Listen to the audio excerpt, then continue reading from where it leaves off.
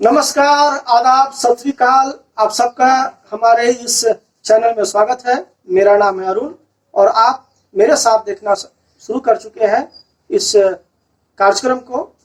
आज के हमारे इस टॉपिक का शीर्षक है ब्लैक फंगस। दोस्तों, कोविड महामारी की दूसरी लहर के बीच ब्लैक फंगस का कहर बढ़ता ही जा रहा है। कोरोना मरीजों में ब्लैक फंगस के केस लगातार बढ़ते जा रहे हैं।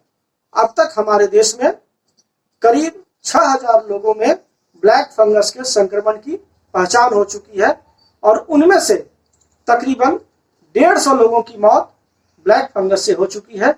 दोस्तों, यह बहुत ही दुखदायी खबर है और भयावह भी है। यही वजह है कि हमारे देश के कई राज्यों की सरकार ने इस बीमारी को महामारी घोषित कर दिया है। आप यहाँ उन राज्यों की सूची देख सकते हैं जिन राज्यों ने अपने यहाँ ब्लैक फंगस संक्रमण को महामारी घोषित किया है। आइए अब जानते हैं आखिर यह ब्लैक फंगस क्या बला है। ब्लैक फंगस का मेडिकल नाम म्यूकोरमाइकोसिस है। यह एक दुर्लभ और बेहद खतरनाक फंगल संक्रमण है। ब्लैक फंगस इन्फेक्शन वातावरण, मिट्टी जैसी जगहों में मौजूद म्यूकोमिसेट्स नामक सूक्ष्म जीव की चपेट में आने से होता है। इन सूक्ष्म जीवों के सांस के द्वारा अंदर लेने या स्किन कांटेक्ट में आने की आशंका होती है। यह संक्रमण अक्सर शरीर में साइनस, फेफड़े, त्वचा और दिमाग पर हमला करता है और उसे संक्रमित करता है। क्या आपको आश्चर्य नहीं हो रहा है कि कोरोना की दूसरी लहर के बीच में हम लोग ये ब्लैक फंगस की चर्चा क्यों कर रहे हैं? आखिर कोरोना और ब्लैक फंगस में क्या रिश्ता है? ये रिश्ता क्या कहलाता है? साथियों, वैसे तो हमारा इम्यून सिस्टम यानी संक्रमण और रोगों के खिलाफ हमारे शरीर के लड़ने की क्षमता ही ब्लैक फंगस के खिलाफ लड़ने में सक्षम होती है। लेकिन कोरोना वायरस हमारे शरीर के इम्यून सिस्टम को बेहद कमजोर बना देता है। इसके साथ ही कोविड-19 के इलाज में इस्तेमाल की जाने वाली दवाइयां और स्टेरॉइड भी हमारे इम्यून सिस्टम पर असर डाल सकती है। इसका परिणाम होता है कि इन स्टेरॉइड जैसी दवाइयों के सेवन से कोरोना मरीजों का इम्यून सिस्टम यानी उनके शरीर में रोगों और संक्रमणों के खिलाफ लड़ने की क्षमता बुरी तरह क्षतिग्रस्त हो जाती है और ऐसे कोरोना मरीज जिनका इम्यून सिस्टम कमजोर हो जाता है, ऐसे कोरोना मरीजों के शरीर के इम्यून सिस्टम को ब्लैक फंगस बहुत ही कमजोर कर देता है, तहस नहस कर देता है और परिणाम यह होता है कि ऐसे कोरोना मरीज इस फंगल संक्रमण के खिलाफ नहीं लड़ पाते हैं। दोस्तों, यह ब्लैक फंगल इन्फेक्शन किसी भी उम्र या किसी भी लिंग के लोगों को हो सकता है। यह फंगल इन्फेक्शन किसी भी उम्र या किसी भी लिंग के लोगों को हो सकता है। इसमें मेल, फीमेल, स्त्रीलिंग और पुल्लिंग की कोई भिन्नता नहीं होती है।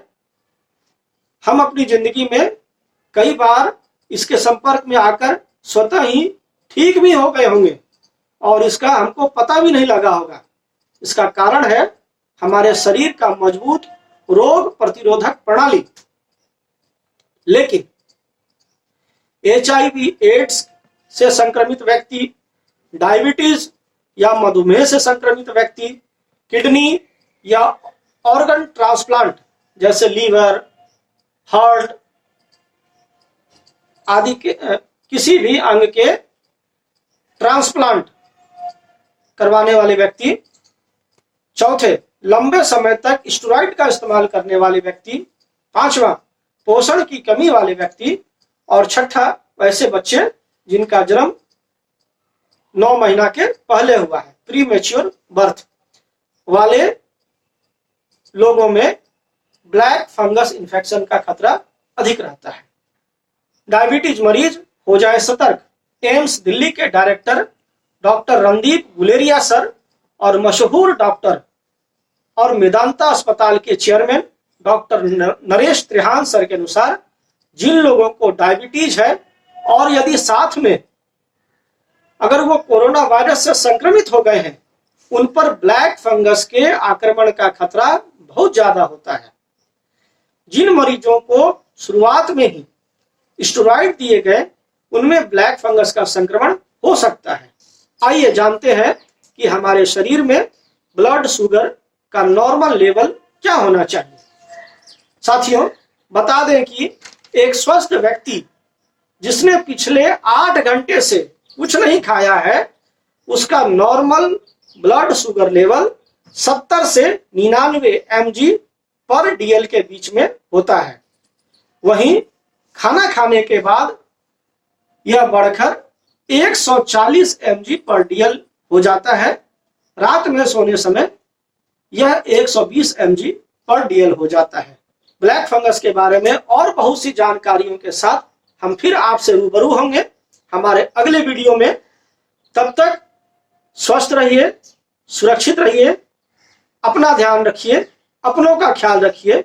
लेकिन एक बात जरूर याद रखिए, मास्क लगाइए, बार बार साबुन पानी से हाथ धोइए, जहां पानी की उपलब्धता नहीं हो वहां सैनिटाइजर का इस्तेमाल कीजिए, और जहां तक संभव हो सके सोशल डिस्टेंसिंग मेंटेन कीजिए। यह हमारे देश, हमारे समाज और हमारे परिवार की रक्षा के लिए सुरक्षा कवच का काम करता है। एक बात और, जब आपका नंबर आए तब आप वैक्सीन जरूर लगवाइए।